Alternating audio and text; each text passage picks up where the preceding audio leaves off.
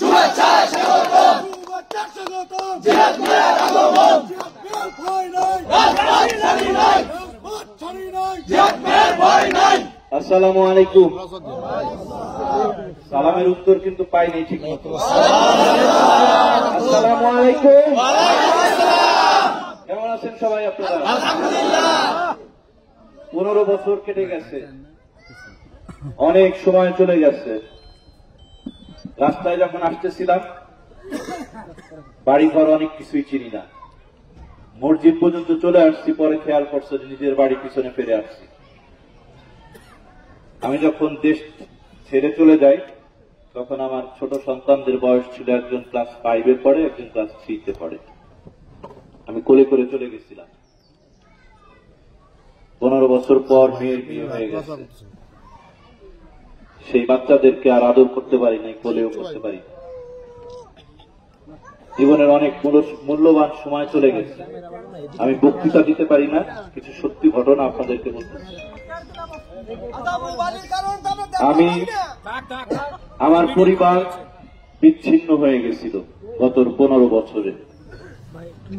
আমি ছিলাম এক জায়গায়, আমার বড় ভাইয়ের ফ্যামিলি এক জায়গায়, বাবা মা এক জায়গায়, বোন এক জায়গায়।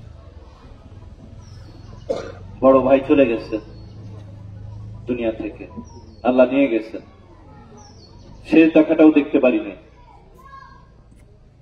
অনেক কষ্ট মনে।